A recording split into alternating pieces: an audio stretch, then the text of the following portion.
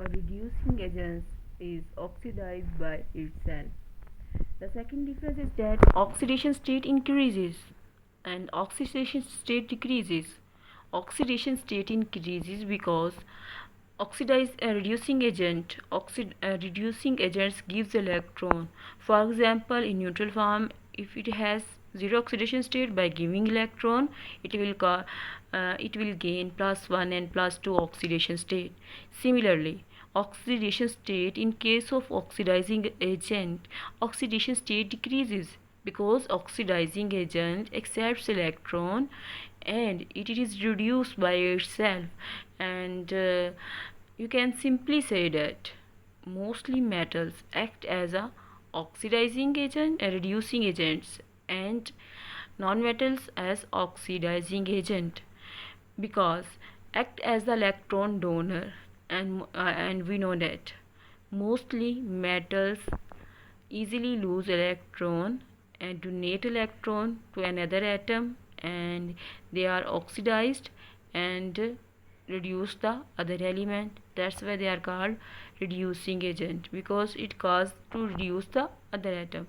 Similarly, non-metal accepts as the electron receiver, and we can say that electron receiver are non-metals are electron receiver, and they will be act as a oxidizing agent because it causes the other atom to oxidize and they are reduced by itself.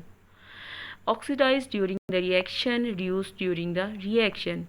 And I have already discussed that reducing agent oxidized by itself by giving electrons, and reducing agent or oxidizing agents reduced itself by gaining electron. Cause the reduction of another reactant, it is the main difference between reducing agent and oxidizing agent. It causes the reduction of another reactant by giving electron, and it will cause the oxidation of another reactant by accepting the electron. Now we will mark the definition of oxidizing agent and reducing agent on page 118, last paragraph. An oxidizing agent is the species that oxidizes a substance by taking electrons from it. The substance atom or ion which is reduced itself by gaining electron is also called oxidizing agent. And non-metals are oxidizing agents because they accept electron, being more electronegative element. And reducing agents, in the definition of reducing agent, is the species that reduces a substance by donating electron to it. The substance or atom or ion which is oxidized by losing electron is called reducing agent. Almost all metals are good reducing agents because they have the tendency to lose electrons. An outline of oxidation and reduction processes is given below. Oxidation is losing electrons in a chemical reaction. Reduction is gaining electron in a chemical reaction.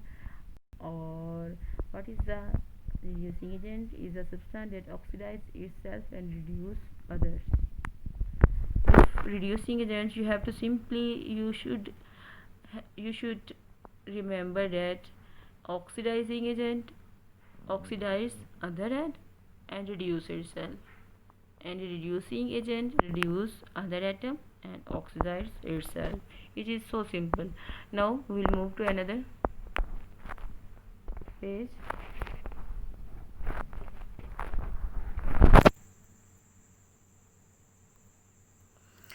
Oxidation and reduction reactions. Chemical reaction in which the oxidation state of one or more substance changes are called oxidation, reduction reaction, and redox reactions. Following are the examples of redox reaction. Each reaction system consists of oxidizing and reducing agents.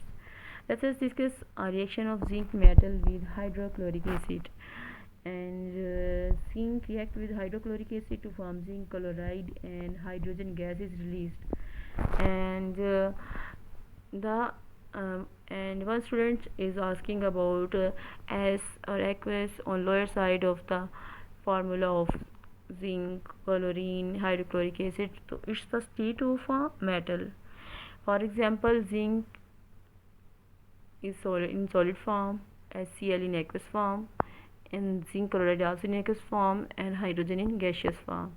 because in this reaction hydrogen will release as a gaseous form and hydrochloric acid is a in aqueous form.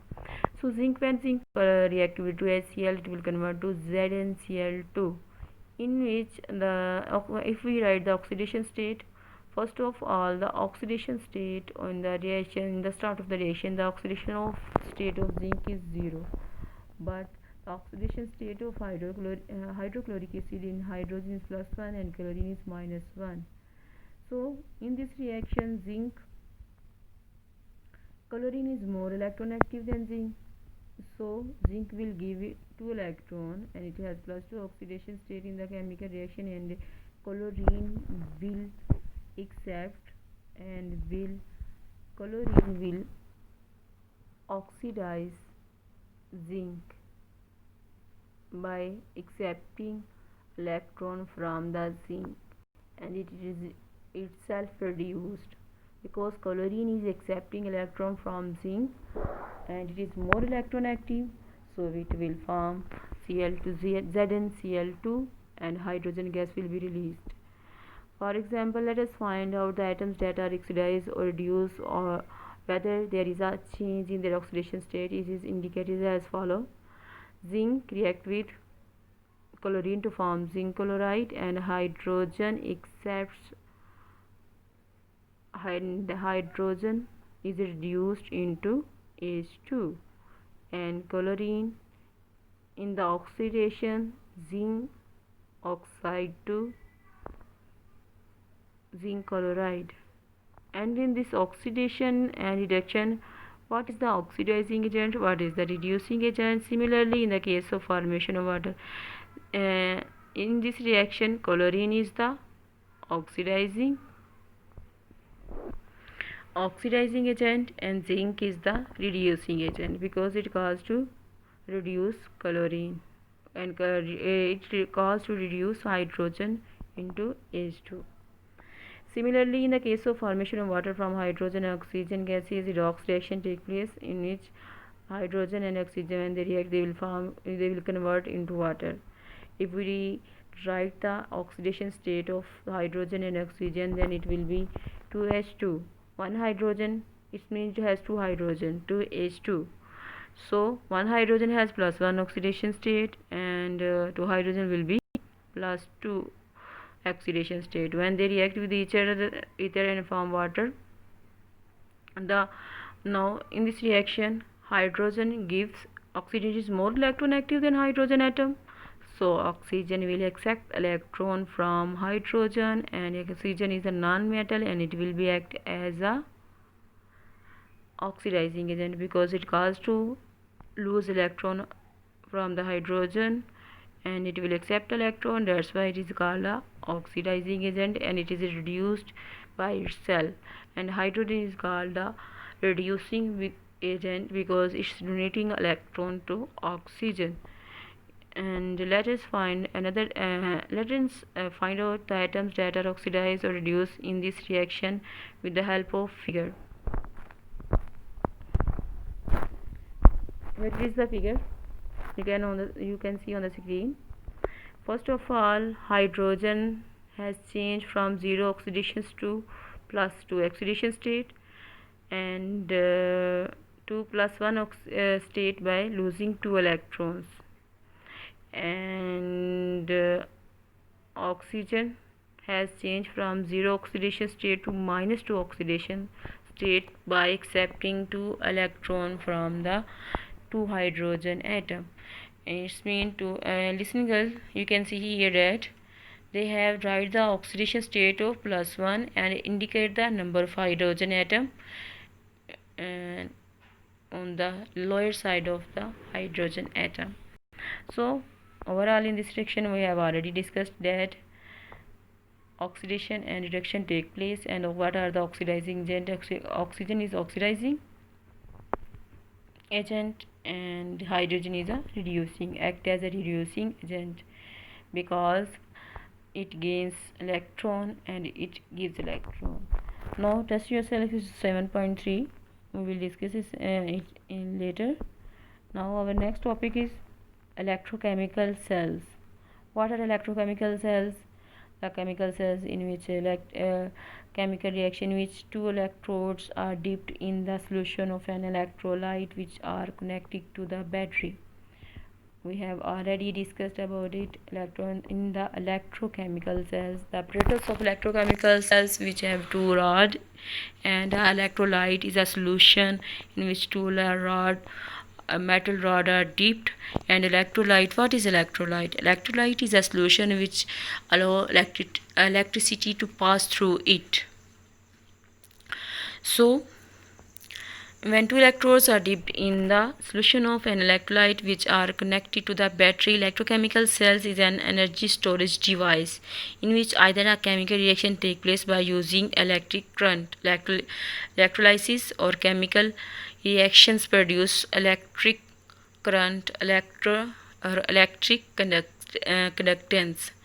I have told you and discussed earlier in our intro lecture that electrochemical cells have two types: electrolytic cells, in which electricity is provided by a battery, and basically they are electricity storage devices, which is one type which use electricity to produce and to store electricity, and we have to provide electricity to proceed the chemical reaction, and these are called electrolysis and electrolytic cells or electrolytic cells.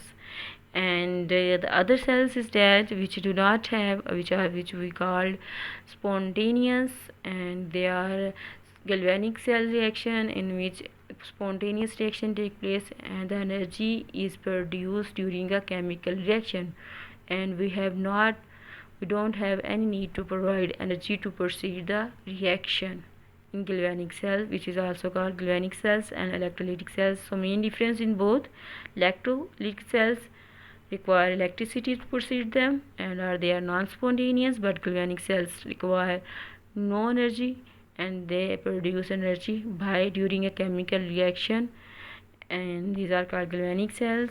And concept of electrolytes. And what are the electrolytes? Electrolytes is actually the solution of any compound, ionic compound, or ionic compound, for example sodium chloride, the aqueous solution of an ionic compound which allow electricity to pass through it is called electrolytes. Electro mean electricity and lights mean to split the molecule in the presence of electricity. So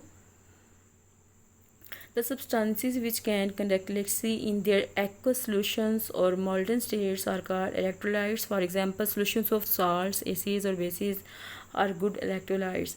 The electrolytes cannot pass through, the electricity cannot pass through solid NaCl but in aqueous solution. Now, and in molten state, it does conduct. Listen girls, in solution state and molten state, electricity can pass through but cannot pass through solid NaCl. When we make aqueous solution of NaCl and we pass through electricity from it, and then electricity will pass through it from it by using battery and by providing external input, the electricity will pass through the aqueous solution of sodium chloride. So it is called electrolytes. Or electrolytes are classified into two groups depending upon their extent of ionization in solution. First, strong electrolytes. The electrolytes which ionize almost completely in their aqueous solution and produce more ions are called strong electrolytes. Strong electrolytes are ionized completely into positive and negative ions. Example of strong electrolytes are aqueous solution of sodium chloride, sodium hydroxide, and sulfuric acid. When we take the solution of these compounds, aqueous solution of these compounds, and pass electricity through it, and it will convert and ionize completely into positive and negative ions. And second one is weak electrolytes. The electrolytes which ionize to a small extent when dissolved in water and could not produce more ions are called weak electrolytes. Acetic acids and calcium hydroxide, when dissolved in water, ionize to a small extent and are good examples of weak electrolytes. It means the weak electrolytes are the solutions of those molecules or compounds. When we pass electricity through them, they cannot completely ionize but partially ionize into positive and negative ions. That's why they are called weak electrolytes. For example, ionization of acetic acid. The formula of acetic acid is SCH3COOH plus water. When we make the aqueous solution of acetic acid and pass electricity through it, it will partially ionize. It means it will only one hydrogen of acetic acid convert into positive ion and the other molecule convert into negative ion. It means it not completely convert into ions and whole molecule is not convert, mostly only partially one hydrogen atom is ionized into positive ion and the other molecule remain as it. That's why it they called weak electrolyte, because it cannot be completely ionized into positive or negative ions and they are partially ionized. And the third category is that non-electrolytes. Non mean no electrolytes. It means they could not produce and the electricity could not pass through it are called non-electrolyte solution, which do not ionize in their aqueous solutions and do not allow the current to pass through their solutions are called non-electrolytes. For example, sugar solutions and benzene are non-electrolytes because they cannot be ionized in an aqueous solution by passing electricity. That's why which cause the electricity pass through electrolytes, basically the ions which is formed in electrolytes are cause the electricity to pass through it. So benzene and benzene solution, sugar solution cannot be changed into ions by passing electricity. That's why they are called non-electrolytes. So next we will discuss electrolytic cells and the construction of an electrolytic cell. So this we will discuss in our next lecture, and till then, Allah Hafiz. Take care. Have a nice day. Thank you for watching it.